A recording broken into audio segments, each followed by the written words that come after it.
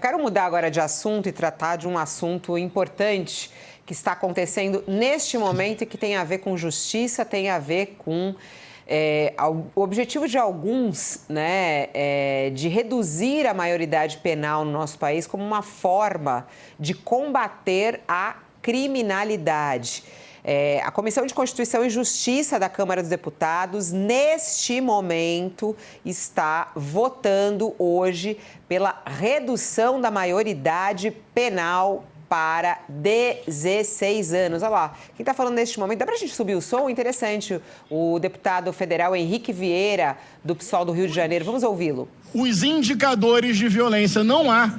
Então é muito mais fácil, diante do medo que a gente sente, produzir respostas fáceis, espetaculares, mas ao mesmo tempo extremamente ineficientes. Então o que eu quero dizer com muita honestidade para o povo é que a direita mobiliza o medo para produzir respostas que não estão sendo eficientes para a proteção da vida das pessoas. Por isso, é preciso refletir sobre a realidade, olhar os dados, entender os indicadores de criminalidade e pensar as melhores soluções. Por exemplo, hoje, nós estamos com o menor número de adolescentes no sistema socioeducativo desde 2017.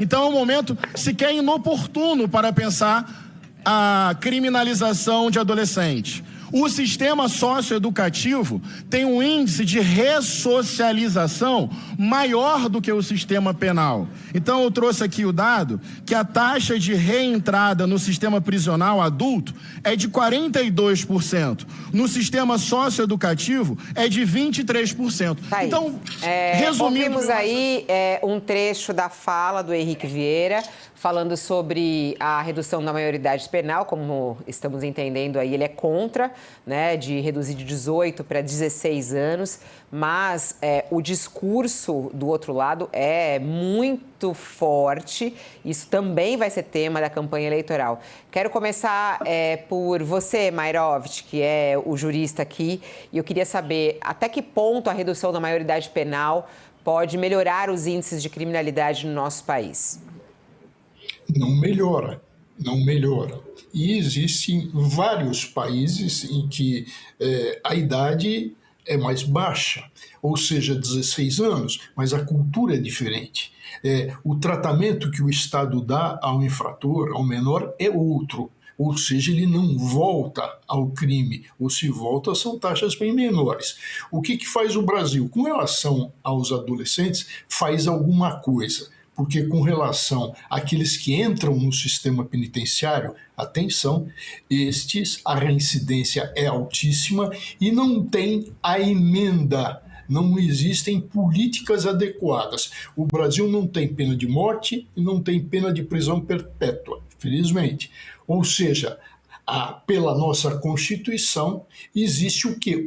Um princípio ético de se emendar enquanto a pessoa fica custodiada pelo Estado cumprindo pena. Se faz isso, não se faz.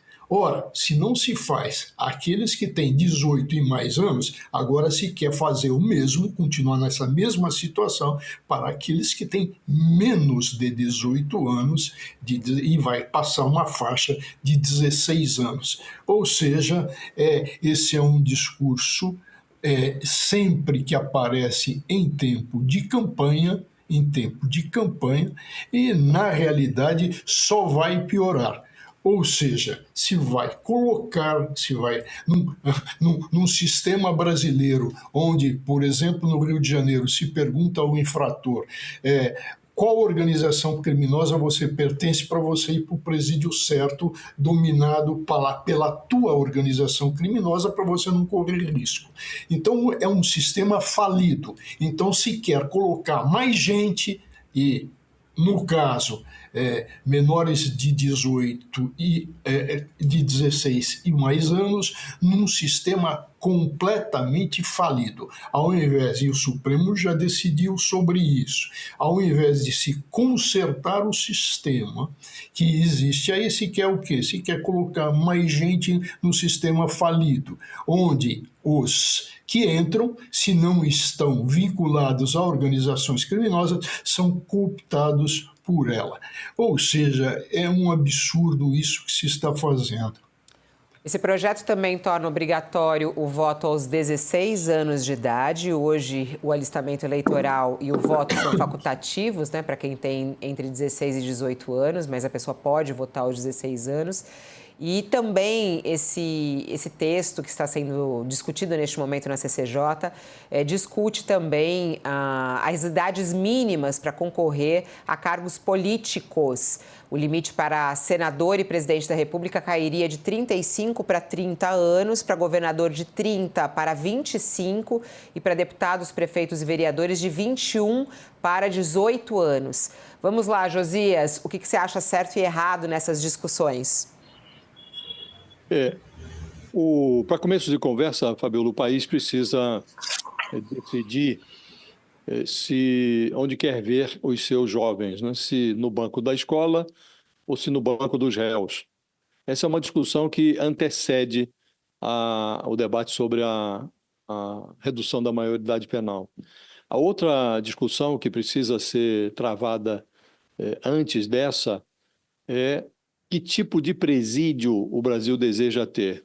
Essas masmorras que pioram quem entra lá, réu primário hoje que entra, ou réu de primeira condenação que entra no sistema prisional, sai pior, e como realçou o professor Maierovitch, no Brasil não há pena de morte, tampouco há prisão perpétua. Portanto, o cara entra lá e vai sair, em algum momento vai sair. E o ideal seria que saísse melhor do que entrou, né? Agora, então essas discussões precisam ser travadas, né? É melhor o jovem no banco de escola ou no banco dos réus? Evidentemente, no banco de escola. Vamos enfiar jovens infratores no sistema prisional para que eles sejam capturados como mão de obra do crime organizado, das facções, que são as que controlam os presídios no Brasil, excetuando-se alguns presídios federais. Nas demais cadeias, quem manda é o crime organizado. Vamos entregar mão de obra jovem para o crime organizado também dentro das cadeias. Agora, há, por outro lado, Fabiola, um debate que o Brasil também precisa enfrentar. Países civilizados do mundo que têm circunstâncias diferentes das nossas, cadeias mais decentes, onde prevalece o respeito aos direitos humanos. Há países, como disse, civilizados, que têm uma visão diferente sobre a punição de crianças e adolescentes que cometem crimes. E eu fico a me perguntar, Fabiola, se nós não temos um debate, um encontro marcado com esse tipo de deliberação, num instante em que ocorrem com uma frequência incomum e incômoda os casos, por exemplo, de estupro de jovens, mulheres, por adolescentes. Ainda outro caso tivemos no Rio de Janeiro. Estudantes estupraram uma colega, um estupro coletivo, depois ficaram fazendo pose de marrentos ainda, um deles fugiu, depois foi capturado, e não se deram conta da gravidade do crime que tinham cometido, né? E esse tipo de delinquência está aí percorrendo a conjuntura. Estamos nós aqui frequentemente comentando esse tipo de coisa. Esse jovem, ele deve ser punido na proporção que hoje prevê a legislação brasileira, uma internação numa instituição diferente da prisão, por no máximo 3 anos. É essa a punição adequada para quem comete estupro coletivo, por exemplo? Apenas porque é menor de idade, deve ser punido assim, dessa forma, leniente. Então, esse tipo de debate, ele deve ser travado. Há crimes que, por hediondos, merecem ser punidos de forma tão gravosa, mesmo que o criminoso seja um delinquente juvenil, que seja menor de idade. Então, é um debate razoável. E o ambiente do Legislativo é o local adequado para que esse debate seja feito. Agora, não dessa maneira enviesada, canhestra. Ainda outro dia estava o Flávio Bolsonaro dizendo que é preciso reduzir na marra a maioridade. Não é a primeira vez que isso é discutido no Parlamento brasileiro. Já foi, inclusive, agora está lá. O debate está se dando na Comissão de Constituição e Justiça. Há 10 anos foi aprovado um projeto lá, reduzindo a maioridade de 18 para 16 anos, e simplesmente não foi implementado, porque na hora de aprovar, chega no plenário, não passou. Hoje, talvez até tenha um ambiente favorável a esse tipo de proposta, porque o perfil do nosso legislativo mudou muito nos últimos 10 anos, né? Então, acho que precisaria ser um debate, Fabiola, maduro, um debate feito de forma consequente, que considerasse todos esses aspectos, né?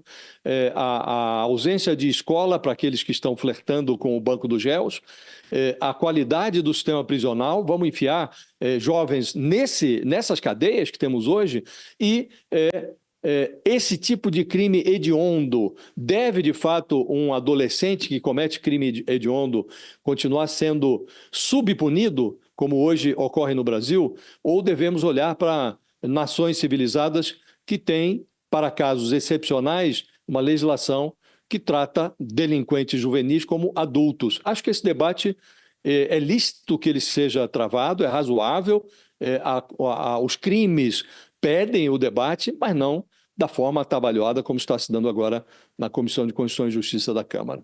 Eu acho curioso quando você fala, Josias, que seria necessário um debate maduro, sério, com esse Congresso?